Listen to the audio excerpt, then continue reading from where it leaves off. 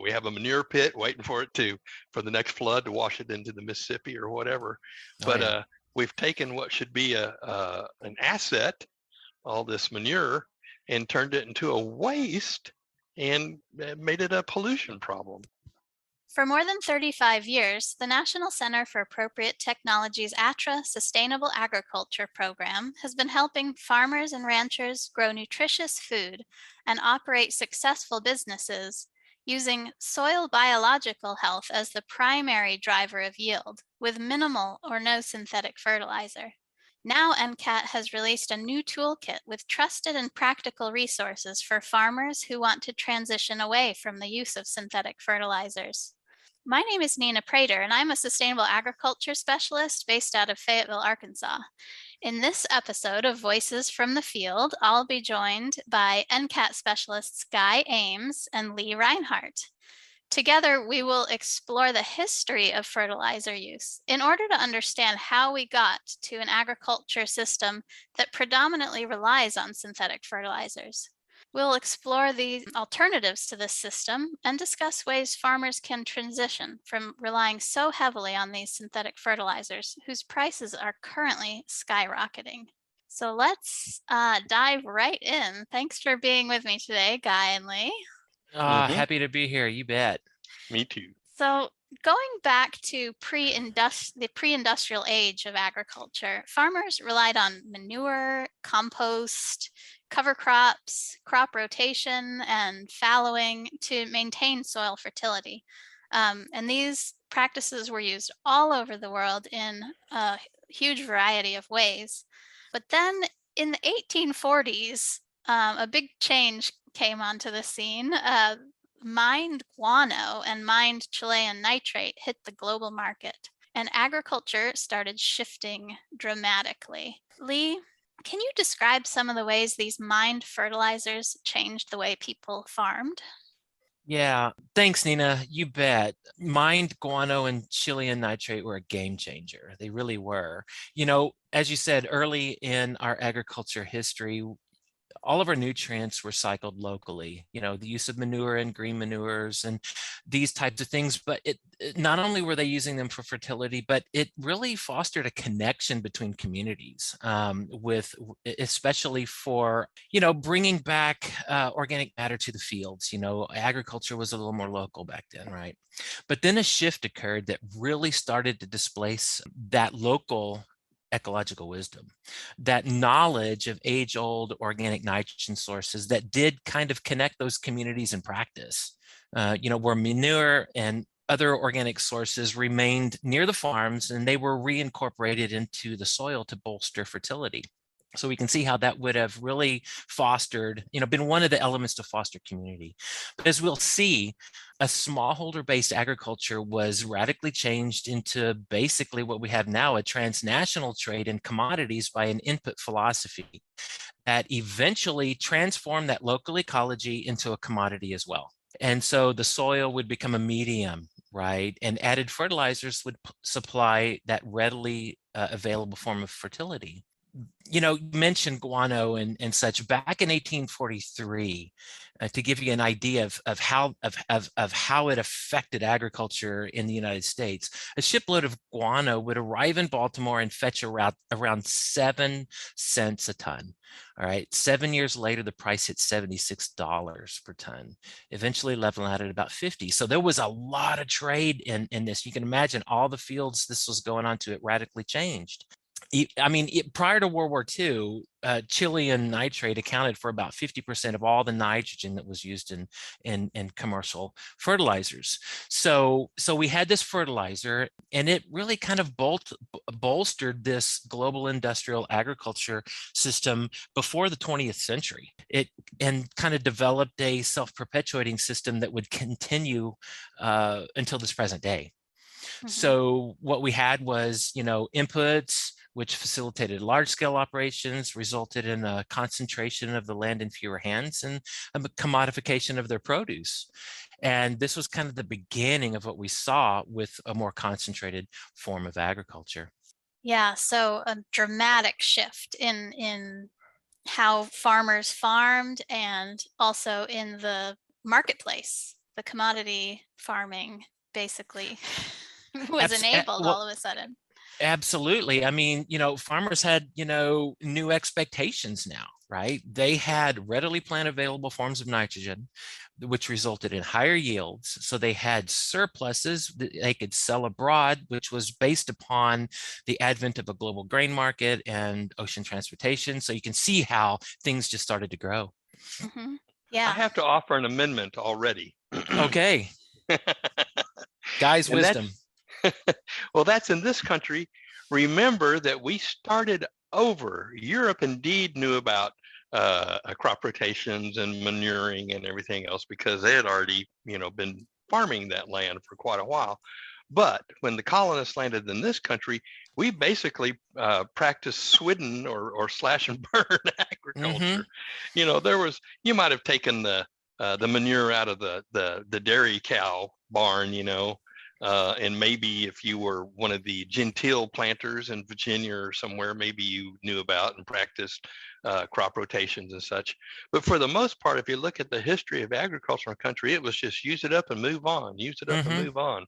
So the Chilean nitrate thing was a way to not only get around, proper manuring and green manuring, I just cover crops and stuff like that. It shored up that swidden agriculture, that slash and burn. You could practice it a lot longer. That's right. And maybe we can talk about that more, Guy, as we move through our conversation today about how the use of these fertilizers really started this whole process of soil quality depletion as well. It did. It burned up that organic matter. Yeah. And it did. Well, anyway, just had to offer that little bit and remember that we started with nothing. There was fertility in the soil, of course, but it was native fertility from stored decayed grasses or whatever. But anyway, we wasted that in short order. Right. Well, that leads right into the next question, which is that, pretty soon, people were noticing soil decline really early on in U.S. history.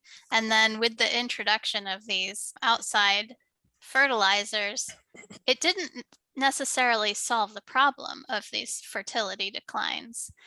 People were noticing a lot of problems with soils across the country.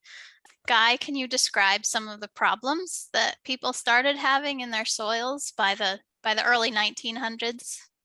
Well, and even before that, Jefferson has that more or less famous quote about, the greatest patriot is the one that stops the gullying, because there was already, just abuse of, I guess, marginal or sloping lands and poor cultivation practices, not plowing on the contour, blah, blah, blah. So even by the time of Jefferson, we know that they've already been squandering a lot of this native fertility that was just sitting there. But are you leading me into F.H. King, Nina? I am, yes. Well, that's good because, it was easy in this country, I think, to more or less ignore these problems, the gullying and the loss of crop yields or the reduction of crop yields and stuff, because again, you could just move on. But, as things started to settle down, it became a lot more obvious that there were problems. And so right around the turn of that century, around 1900, there was a professor of agricultural physics. And that's something I didn't know about F.H. King. But at the University of Wisconsin, there's this fella called F.H. King. It's probably Frederick. I don't really even know. Whatever. Anyway, he documented the loss, the volume loss of topsoil in some of this Wisconsin farmlands. I mean, you measure it in inches and feet after a while.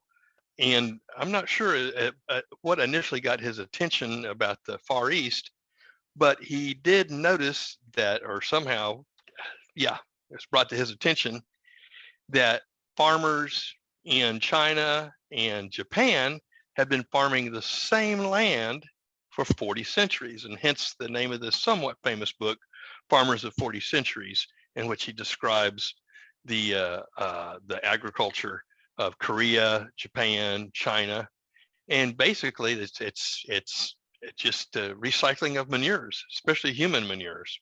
And of course it was, I know everybody, ooh, when they first hear it, but of course this is time honored practice, and they did it probably as well as anyone could do it in those days. These were smart farmers, and they've been able to maintain the fertility on their land for 4,000 years just through not wasting anything. By the way, one little side note here that I discovered getting ready for this podcast. I knew about this Farmers of 40 Centuries, of course. It's a pretty famous and influential book in the organic farming movement. But one of his little eccentricities, F.H. King, was that he was kind of an efficiency specialist, and really wanted everything to be nice and efficient and not wasteful. He just couldn't stand waste. And he invented the round silo. Did y'all know that? I You read that? not. I read that actually today, Guy. Yeah, isn't that crazy? I know. But it kind of makes sense if you think about, one of the things he rails against in the book, of course, it's just all the loss of fertilizer. It's just flushed down river, downstream somewhere. It just rubbed him wrong. He couldn't deal with that. So he didn't like all the waste that was accumulating in the corners of square storage buildings. So he invented the round silo. It tells us a little bit about his mind, and the workings of his mind, and that he couldn't abide with waste. Great. We need to, that seems like a good principle to me.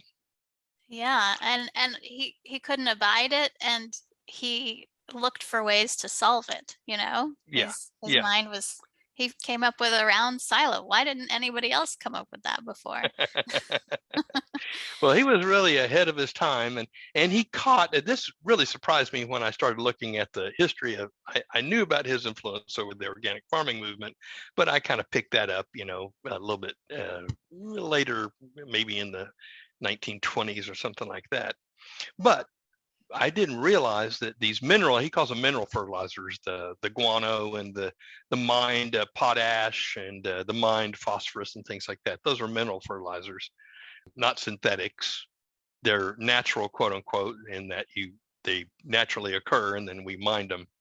But I guess this had gone on long enough that he could see not just bad farming practices that we've already talked about a little bit, the slash and burn kind of stuff, but he could see that the overuse of these mineral fertilizers was already degrading soil fertility and soil texture. And maybe we'll come back around to that. I've got some drums to bang in that regard. But anyway, he at first had I think a good reception in the agricultural community, and he was promoted, I suppose you'd call it that, to the USDA, to a pretty high office there. But he finally, his opposition to these mineral fertilizers, to the guano and such, just didn't sit right with his supervisor, with his boss, and he got fired and went back to University of Wisconsin, where he completed his career. And I don't know if he has other books. Do you know, Lee, Nina? I don't know. Yeah, That's sure. The only one I always associate with him. Yeah. Yeah. Anyway, pretty interesting guy, and to know that the abuse, degradation of our soils go back that far and have been officially recognized for that long, and we're still suffering from many of the same problems, the same abuses. Mm-hmm. Yeah. So let's take a minute to talk about soil tilth, because that's gonna play in a lot into the problems that arise in in our agricultural history. So when we talk about soil tilth, what are we talking about? Who wants to go first? Well, the first thing that comes to my mind, it's a word that we use a long time and I associate soil tilth with having a good seed bed where you can plant crops and it's workable. But I don't think that's really the way we should think about it. I think we should think about soil tilth as having a soil that has a really good high functioning biological fraction. That's what I think about when I think of soil tilth. What do you think of, Guy? Well, to me, I think of the first thing that comes to my mind, honestly, is fluffiness. Yes. Crumb. I Yes. love the word crumb, Mm-hmm. and this is really makes the point, I think, about synthetic fertilizers versus biological-based ones, is that the synthetic ones don't have an organic fraction or nothing to speak of, and so you lose whatever other benefits you might get from the organic fraction of, say, manures or a green cover crop. So, for instance, this is a great example of scientific reductionism too. Uh, you're going to get to him, I know, later, Haber, but and the other one, Liebig. But yes, true enough that nitrogen is often the limiting element in plant growth. That's true, and we can kind of prove that with hydroponic gardening and farming. You can just put those elements in there, but you lose when you do that, when you just reduce reductionism, when you reduce these principles just to those essential nutrients, nitrogen, phosphorus, potassium, whatever, you miss these ancillary benefits of organic matter. So for instance, back to the tilth question, one of the major benefits is during the breakdown of organic matter, you get these long chain carbohydrates that act like gum and glues. And so you get the secondary soil structure, the primary soil structure being whether it's sand or silt or clay, but you get the secondary soil structure that's based on the gums and the glues making the soil into little particles or crumbs. I like that word, it works really well. And so now that soil is like a sponge. And two things really important, really important, and I know we've got the whole soil for water thing that you'll probably mention, Nina, here at ATTRA, but so one is water percolation. It's got to be able to get down into the soil in the first place, and then retention. And the other one we haven't talked about much is cation exchange capacity. The organic matter in the soil has an electric charge, has a small electric charge that holds on to minerals. If you don't have something like that, so clay it has a little electric charge and provides this cation exchange capacity, which means that the soil can hold on to these nutrients until they're needed. If you don't have them, if you don't have organic matter to hold on to them or clay to hold on to them, then those nutrients will tend to just wash out, end up in the Gulf of Mexico in a dead zone somewhere. So this was another ancillary benefit, service, whatever you want to call it, of organic matter, was holding on to the nutrients. I like to point out when I get to lecture to a broad farm group, and I think that there's probably more or less conventional farmers in there, that even if you rely primarily on synthetic fertilizers, it would still behoove you to put organic matter in the soil to hold on to what you put in there. Because if you don't, then a whole bunch of it is going to wash off. And I think that's been adequately proven. I'll shut up for a minute. Yeah, no, that's one of the big problems with adding a whole bunch of nitrogen in whatever form, is that it tends to leach out into natural water bodies or groundwater. And so it doesn't stay where you want it, where your plants can get it. So for sure. Yeah, one thing that became clear to me when I was looking into this history is the nitrogen cycle and the carbon cycle, which carbon is the organic matter, really became decoupled at this time period.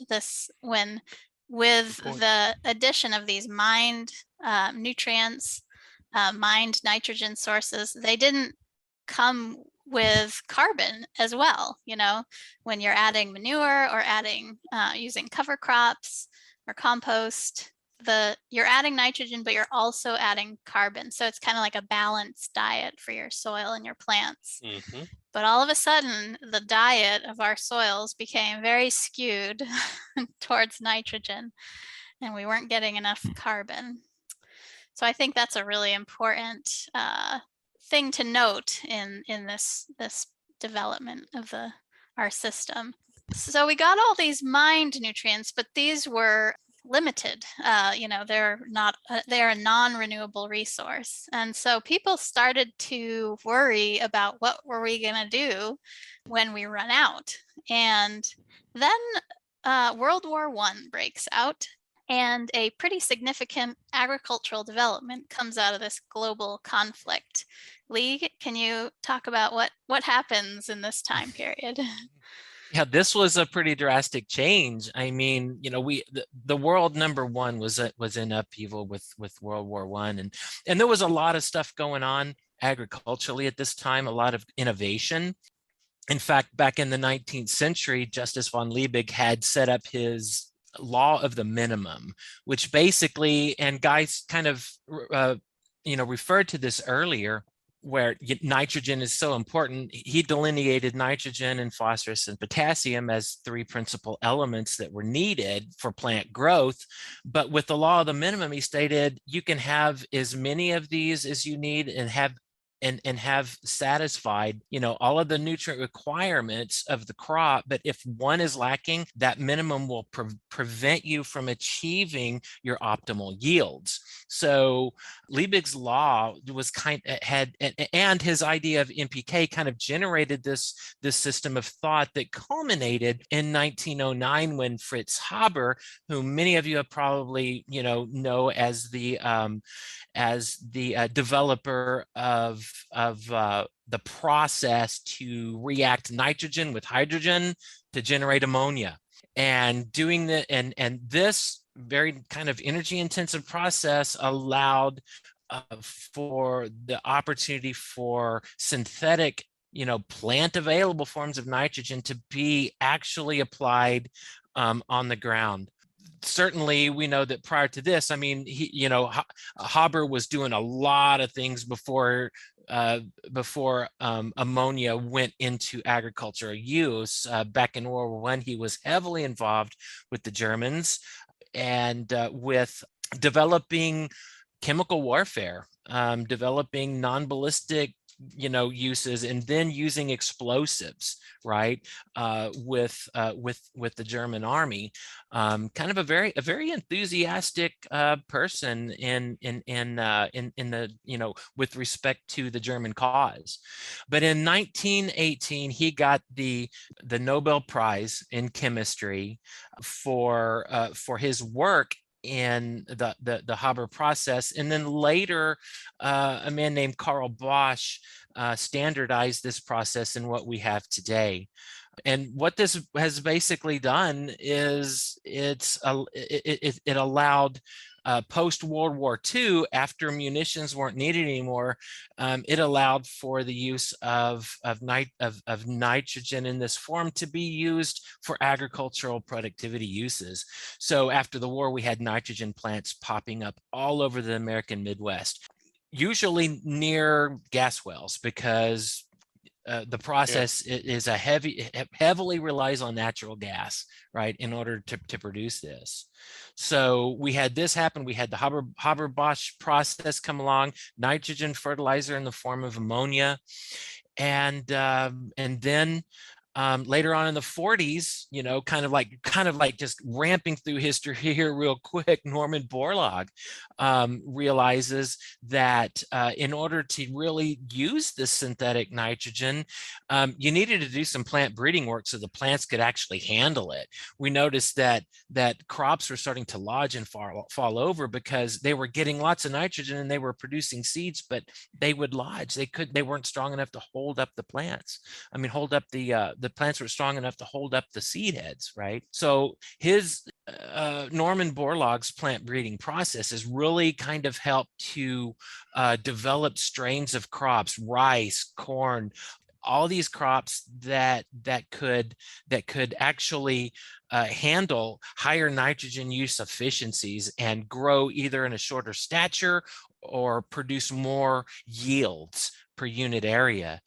So both Fritz Haber, Carl Bosch, under the work that was done by von Liebig, and then Norman Borlaug, you can see from the idea of NPK fertilizer to the development of ready available plant available nitrogen to plant breeding to support that, we had just an influx in the use of these technologies, and the yields just started to skyrocket. And so we had increased chemical use, and lots of things happened because of this. I mean, there was certainly more food was available, right? And then you couple that with fossil fuel use, and the Industrial Revolution, we had population just start to increase. And so all these three things kind of went together to spiral, right? And it's just kind of a fascinating story, and there was a lot of people who were just calling this a miracle, right? Norman Borlaug wrote a paper called Feeding a World of 10 Billion People, The Miracle Ahead, right? Orville Freeman was a former Secretary of Agriculture. And back in 92, he said that it's not exaggerating to describe that the productivity here in the US is probably the greatest production miracle in the history of humankind. So this made a big impact, not only on, on agricultural productivity, but on the mindset and the philosophy moving forward in agricultural production. Yeah, it becomes apparent that everybody's just, it seems like the predominant attitude is like this rah, rah, rah. This is amazing. This is a miracle. This is, here, have a Nobel Prize for chemistry, Well, he won, didn't Borlaug win for peace? He got the Nobel Peace Prize, I think. He did. Borlaug? Yeah. Yeah, he did. So yeah, Borlaug did as well. Yeah. All these awards and everything, people are now farming fence row to fence row, and it's this miracle. It's amazing. Nothing possibly could be going wrong with this setup, right? A lot of people call this the green revolution. Green is good, right? In agriculture, Right. There couldn't be anything wrong with a green revolution. Oh, my first class in college, whenever I saw in the book, oh, we're going to be reading about the green revolution, that's exactly what I thought, right? Yeah. I think the first time I saw Norman Borlaug, it was probably in the late 60s, and it was an article in Life magazine or Time magazine about, the saint. And he's a good guy. He's not like Haber, who is a lot more complicated. Yeah, complicated individual. Yeah. You did mention that Haber won the German Iron Cross, I think, too, for inventing the poison gases that were used to such horrible effect in World War I. But anyway, Borlaug apparently really, was well-intentioned from the start. And it's just one of those things. It's not just one of those things. It's another illustration of the law of unintended consequences. That this really looked good at first blush. Well, first green blush. Yeah, and I really think that, at least from the farmer's perspective, they're getting tons of information from all these different sources that say this is the right thing to do, this is good, you're going to get better profits, etc., etc. And no farmer is going out there spreading synthetic nitrogen fertilizer thinking that they're doing something wrong. Right. Everyone thinks this is a good thing all around. Like there's no negative, because I think that the damage that it does, which we'll talk about a little bit, is slow to come on and slow to see. It's gradual. It's a gradual process. So it is. It's hard to identify it as like this. There's a reason it looked so good to so many people. And it was doing a lot of good. Guy was mentioning, that Norman Borlaug was a great guy, and he was. I mean, his full intention was, how will, resource poor farmers, how can they have access to this biotechnology? Because we need to make it available for them, because he saw how it affected and accelerated development in the developed countries. He wanted to make sure that there was access to, and these are in his words, improved seeds, fertilizers, and crop protection chemicals. He wanted to allow access to the third world nations for that, so that they could have the same affluency that the developed countries did. That was his intention. Yeah. Sounds good. Yeah, yeah, it does. It does. I mean, that leaves out an awful lot, but as we know now. But I mean, yeah, Borlaug was a complex guy, and yeah. So Nina, what moving through from this, right? Where do we go next? Learn how to harvest the sun twice with practical information at NCAT's AgriSolar Clearinghouse. Get access to more than 400 peer-reviewed articles, the latest in agri-solar news, and connect with farmers and solar developers who are working together to make the most out of our shared resources. We'll see you at agrisolarclearinghouse.org. Right. So what what were some of those negative consequences that we're seeing now to this system that just kind of took over, dominates now even the American agricultural system? Go ahead, Guy. Okay.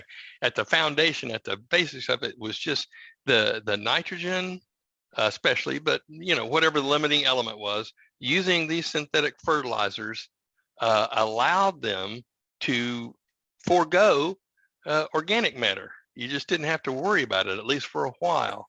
So to me, that's the foundation of all the problems that are to come. You could go ahead and put on the chemical fertilizers, the synthetic fertilizers, maintain, or in most cases, improve crop yields, and without having to worry about shoveling poop.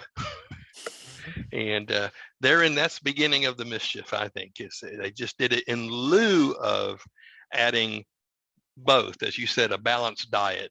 I think you said something like that, having nitrogen for the proteins and carb for the fuels. Well, we provided all the protein for the bacteria and the plants and stuff, but we didn't provide enough fuel. Yeah, and the other thing that allowed was you could have crop farms separate from agricultural operations. Yes. Oh, that's key. That's key.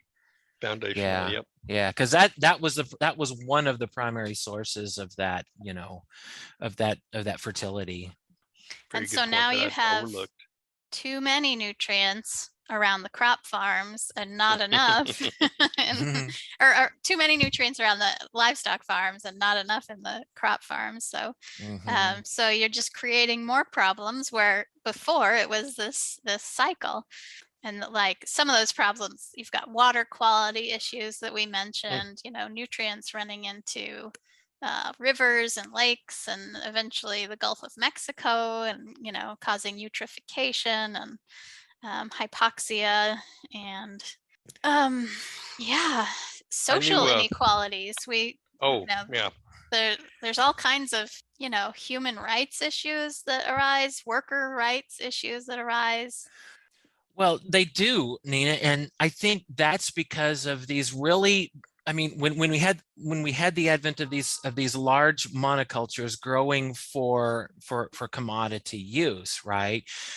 We started to get these capital intensive policies that would just put us on a treadmill, right? So it increased chemical use, it increased fertilizer use, and so what we see here is that people can become sort of indentured. Right? Or you can lose your farm because of a single crop failure, or because of, especially for people in the global South, just not having the ability to pay the debt or something on their inputs or something, and just being completely moved off the land and taken over by a more industrial type of situation. So those social inequalities, are huge, not only in the South, but in the developed North as well.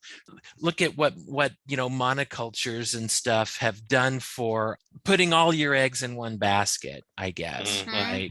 Is a problem. So in addition to not having any diversity in the fields, not having polycultures and not having a lot of plant diversity, you've got one type of crop growing in the field, and you're at risk, which means you're still on the treadmill, because now you have to use fungicides or herbicides or other insecticides in order to keep production going.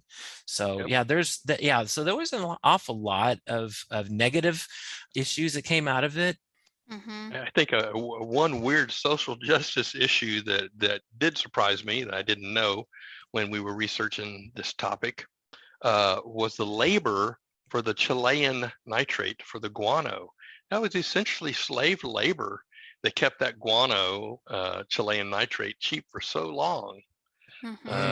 It's really just an historical aside, but it says a lot about the system. if you look at it, I mean, that's what allowed for that fertilizer to be so cheap, right? Yep. Yeah. One of the beginnings there.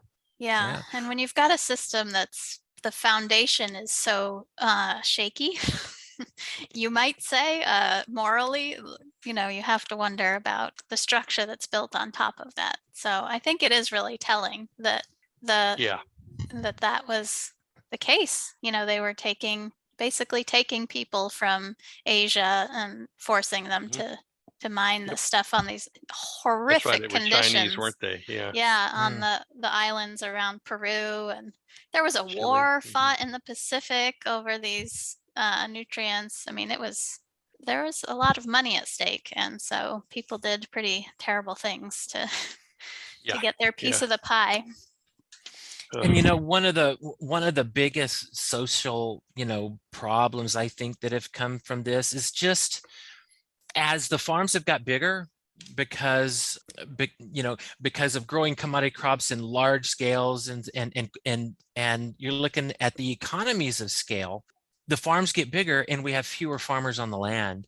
And so really what you see here is kind of a disconnection, right, from that local ecology. And now you have community fragmentation. And how many times have we driven across farm country and it's just in Pennsylvania here, it's like, dairy buildings that have been that are just, rotting now, it's things like this. So, not only the soil and not only, human debt peonage, but we've become disconnected from our local ecologies and our local communities. It's been kind of fragmented.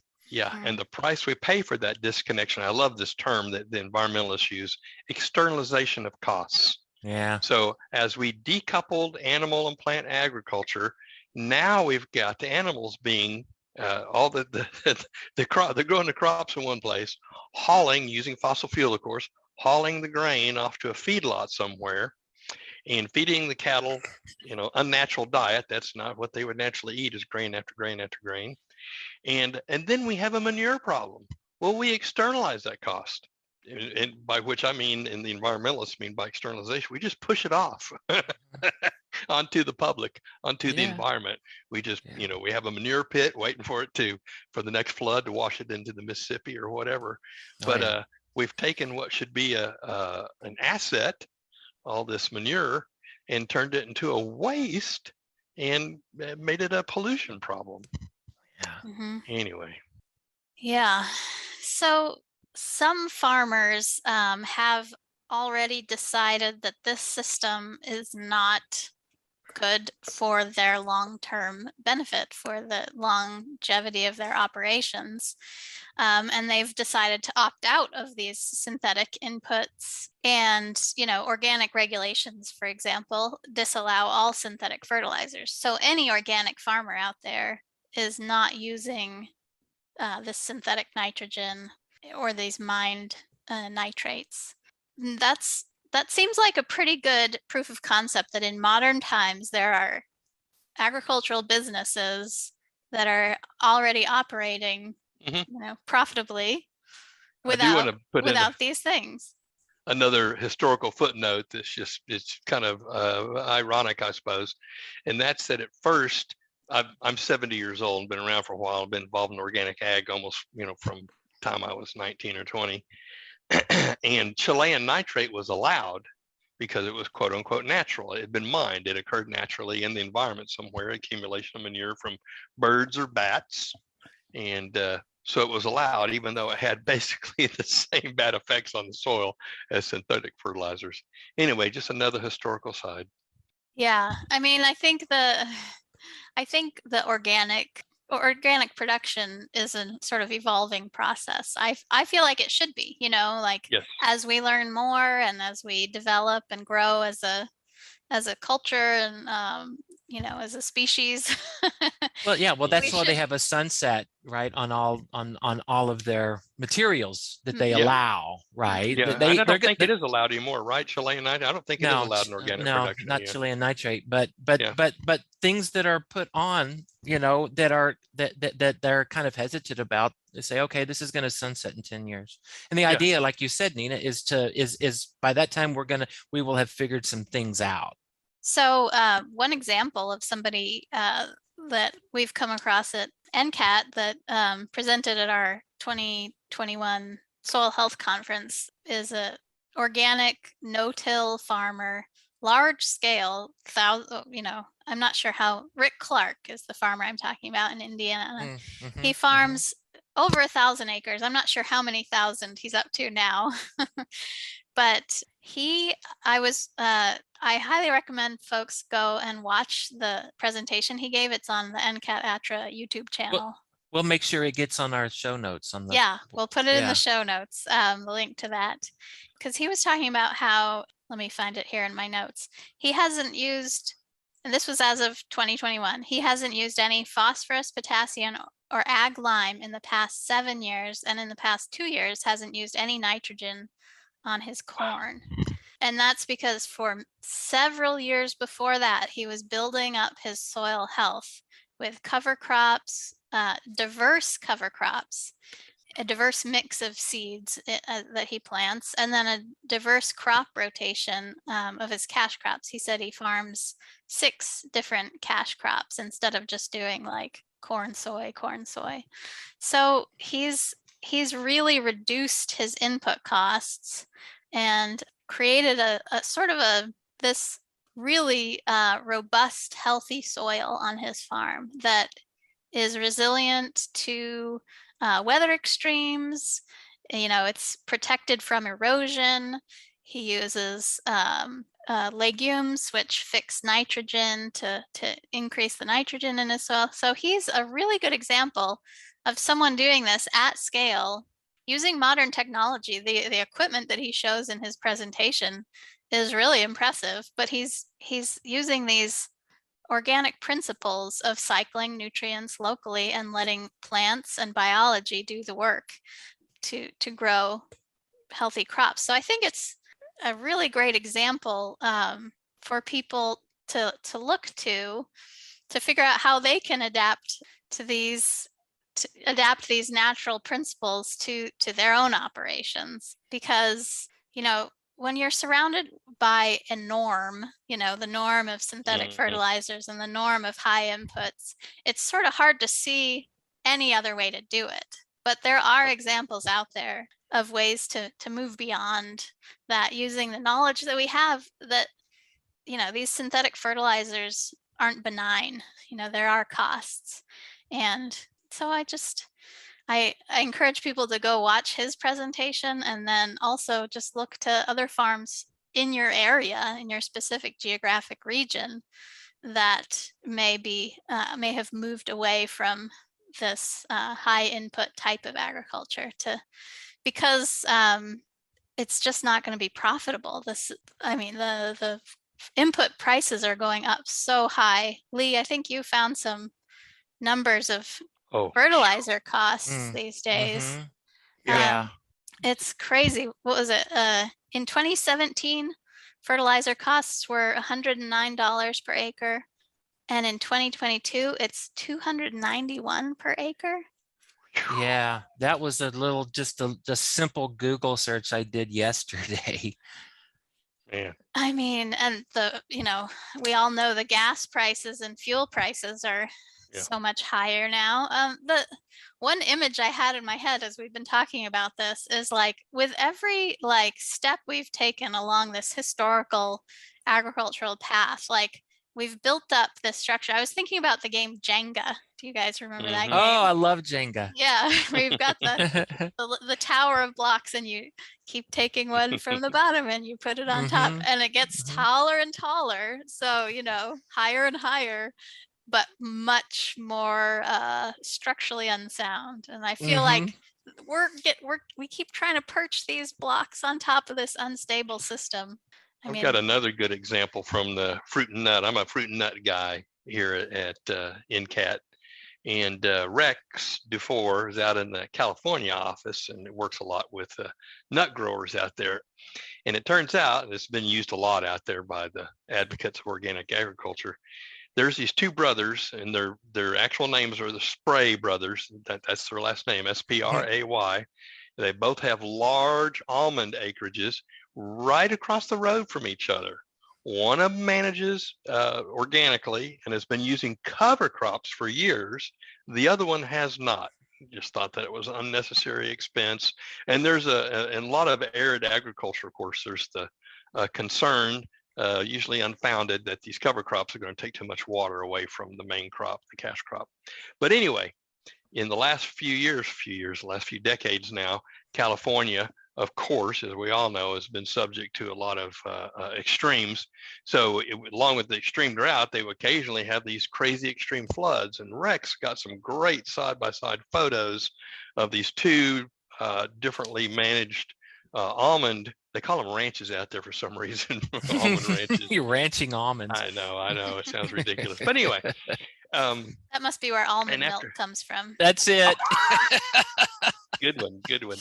And the ones where the one Spray brother has been using cover crops after a big flood event, that water was absorbed just like a sponge, just like you think it should, On the other side, that water just pooled and puddled and then formed that impermeable layer on top, and it had a crazy amount of runoff. That water was not captured, it was lost. And of course, it made rivulets and gullies on the way out. So, great pictures, really illustrative of the differences between the management systems, in this case, allowing some important organic matter into soil to get that sponge texture, that tilth that you want, that allows water permeability and retention. Yeah, irrigation costs are another good one. way people can save money when they have that organic matter that you were talking about. Adam Chappell here in Arkansas, row crop farmer, is another one. He's not certified organic or anything, but he does cover cropping extensively, and he's saved tons of money on irrigation. Just pumping the water out is expensive. So yeah, thank you for that example, Guy. That's a good one to keep in mind. Maybe we can find those pictures and share them. Yeah, Rex has them. I've used them in my climate change publication. I think they're in there. So I hope that our listeners have now all been inspired. If they were using these synthetic inputs, they're now, I hope you all are out there inspired to try to move away from those and transition to a more biological approach. But you can't just take a farm that has used these synthetic fertilizers for decades and switch off the tap and expect to see the results like we see on these other farms. It takes a while to make that transition. Lee, would you mind going into a little bit about how farmers could transition gradually to a more biologically based system? Well, that's the key, Nina, is gradually. People may remember in the news, Sri Lanka was in the news, maybe last year or so, right? Where they decided to, as a country, to switch all of their agricultural production to organic. And oh, what a foolish mistake. Right? They weren't ready. They tried it way too fast. They did not invest in the infrastructure that they needed so that they could scale that, right? They didn't have the education. They didn't have the soil building. They just said, okay, no more chemicals. And they crashed. That is not the way we want to do it. We want to do it smartly. And there's some good ways to do it smartly. I think one of my favorite, and I think one of all of our favorite researchers, is Christine Jones, Australian soil scientist. She, and I say this almost in every one of my presentations where I talk about soil fertility, she's come up with this really cool path to reducing your commercial nitrogen use over a period of about 4 or 5 years. It needs to be done slowly. She recommends like maybe the first year reducing like about 20%. Put as you're putting in the infrastructure, right? You can't just stop. You've got to put in the infrastructure. Like you mentioned, the cover crops, the good rotations, things like this, where you're building and getting that soil biology active and alive and kicking, right? Building up that organic fraction. So that first year you might reduce it 20%, and then follow by a couple of more years of reducing about 30% each year. And then finally, down to where you're putting about maybe 4 or 5 pounds per acre of nitrogen on, right? In order to kickstart the system at the beginning of the season. But that's the way to do it, right? The focus isn't say, okay, I'm going to go off nitrogen fertilizer, because now and then you may need to bump up your system with a little bit of synthetic nitrogen, right? Mm-hmm. We won't want to take all the tools off the table, right? But what you do want to have, like Guy said, was have that soil sponge and that biological activity that is running, and that is providing 90 or more % of all of your really good stuff, the really good soil fertility generated through those microorganisms as they feed on organic matter. And then that synthetic fertilizer can come in and you can give that little shot if and when you need it. And if you don't spend the money on it. You don't need it. Right. But that's what I'd recommend for certain, is just going slow, scale down, give yourself 4 or 5 years to do it. And while you're doing it, build your soils with cover crops. Mm-hmm. I've got one more thing on big picture thing that I like to mention every time. I love big picture stuff, Guy. We cannot have a sustainable agriculture until we learn to use our own wastes. Now, the way our sewage system is set up now, unless you live out in the country and you have a septic system, then there's other answers there. But we'll probably have to have separate streams somehow. But we've got to figure out how to do it. We've got to get over our squeamishness and figure out a way to use all this so-called waste. Otherwise, you can just understand a little bit about physics and, energy and how it works. We can't take all this valuable manure and waste it and send it into the rivers. It's just so stupid. So we've got to figure that out.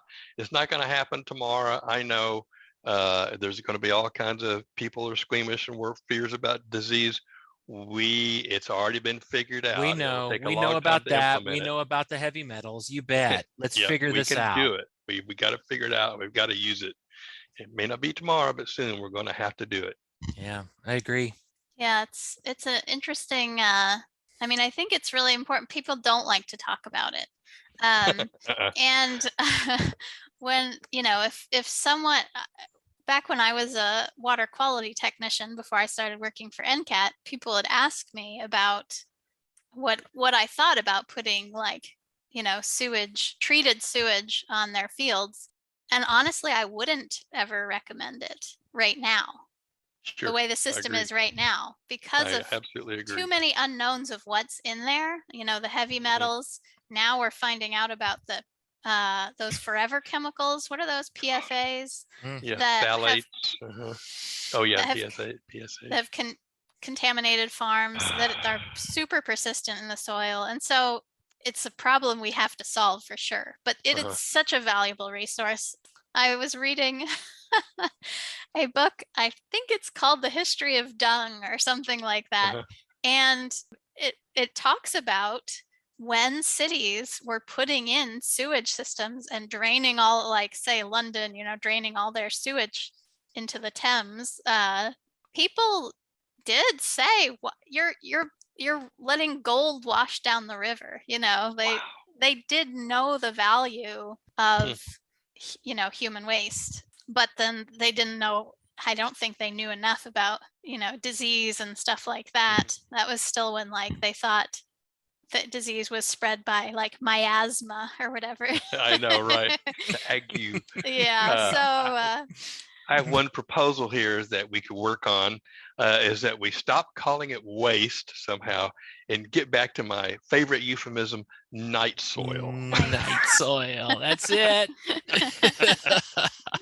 But yeah, we've got so many cultural impediments here, and a lot of it is our language, but that's another story. Yeah. There's no silver bullet here. There's got to be every different, lots of different regionally appropriate solutions to the fertility issue, and looking at all different ways we can find sources of fertility. That the other thing we haven't mentioned about nitrogen fertilizer is its contribution, or synthetic nitrogen, is the contribution to greenhouse gases that it does. It's such a high energy process. Good point. That we can't keep doing it forever. So we got to find solutions and ways to move away. So we could keep talking about this all afternoon. I know, especially the three of us. Yeah. We could definitely. Yeah, because actually I'm looking at the clock and I'm going, we're done, but I don't think we're done. I know we're not done.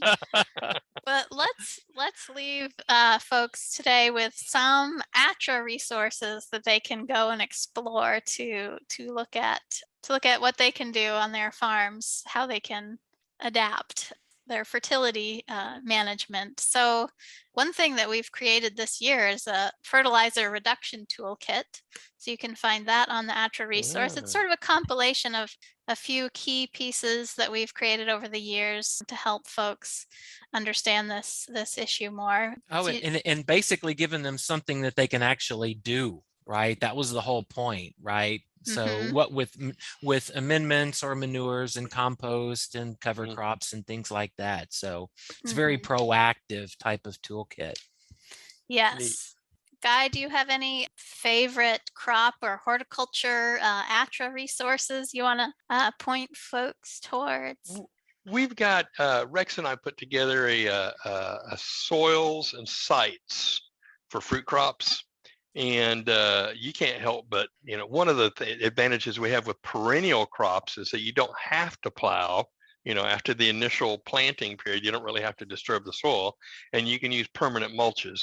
Anyway, there's a lot of talk about that and the use of cover crops and orchard crops, and that's called Soils and Sites for Organic Fruit Crops, something like that. Yeah, we can put the link in the show notes for sure. Lee, was there any other resources you wanted to Well, highlight?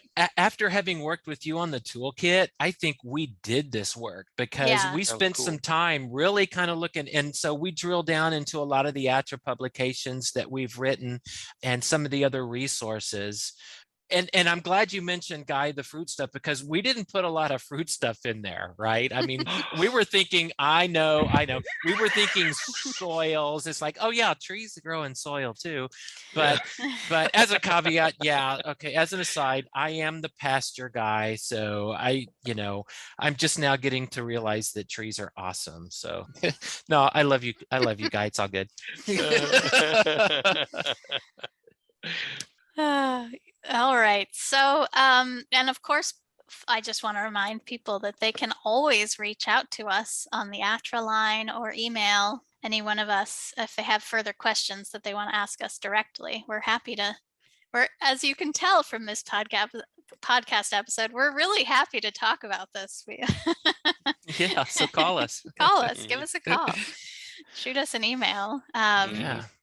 Yeah. So I think just to wrap up this conversation, I'd like to just point out how recent synthetic fertilizers are to our agricultural system, really in the scheme of things. It's a blip on the screen, really, in our history.